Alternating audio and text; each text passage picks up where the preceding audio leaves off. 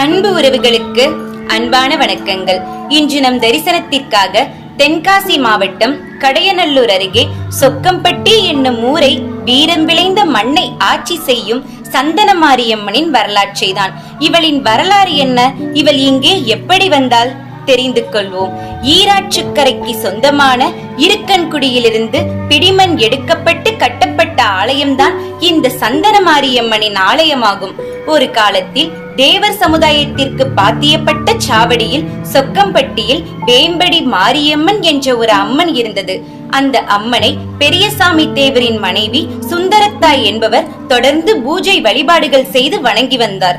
அப்போது சுந்தரத்தாய் அம்மாவிற்கு அம்மன் அருள் வந்து, நான் ஈராற்றுக்கரைக்கு சொந்தமான இருக்கன்குடிக்காரி, எனக்கு இந்த சொக்கம்பட்டியின் ஊரின் வடக்கே ஒரு ஆலயம் வேண்டும், சந்தனமாரி என்று பெயர் வேண்டும், என்னை அப்படி ஆலயம் கட்டி வணங்கினால் நான் இந்த ஊர் மக்களை காக்கிறேன் என்று அம்மன் அருள் வந்து சுந்தரத்தாய் அம்மா கூறினார்.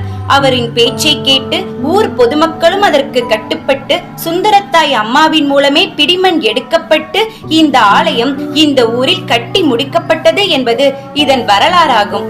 சுந்தரத்தாய் அம்மாவின் மூலம் அருள்வாக்கு கூறப்பட்டு இந்த ஆலயம் கட்டப்பட்டதால் அவர் சந்தன மாரியம்மனை வணங்கி மக்களுக்கு அருள்வாக்கு கூறி வந்தார். பிறகு அவரது வம்சாவளியை சேர்ந்த பூசை பாண்டியன் என்பவரும் இரு கைகளில் அக்னி சட்டியை ஏந்தி அம்மனை வணங்கி மக்களுக்கு அருள்வாக்கு கூறி வந்தார். பின்பு அவரின் மகன் 21 கண் கொண்ட அக்னி காவடியை ஏந்தி சந்தன பாண்டியன் என்பவரும் இன்றும் வேப்பங்குலை வைத்து மக்களுக்கு அருள்வாக்கு கூறி வருகிறார். மேலும் இந்த தாய் சொல்லி வரம் கொடுக்கும் நாயகியாக திகழ்கிறார். பெரும்பாலும் இந்த ஊரில் பிறந்த ஆண்களுக்கு சந்தன பாண்டியன் என்றும் பெண்களுக்கு சந்தன மாரி என்றும் இந்த தாய் வரங்களை அள்ளி கொடுத்து வீட்டுக்கு ஒரு பெயராவது வாங்கிக் கொள்கிறார். ஒவ்வொரு சித்திரை மாதத்திலும் இவளுக்கு பிரம்மாண்டமாக திருவிழா எடுக்கப்படுகிறது. திருவிழாவில் பூக்குழி இறங்குதல், முளைப்பாரி எடுத்தல், பொங்கல் வைத்தல், பூஜை செய்தல், அக்னி காவடி எடுத்தல், அக்னி சட்டி எடுத்தல் போன்ற பல வழிபாடுகள் நடக்கிறது.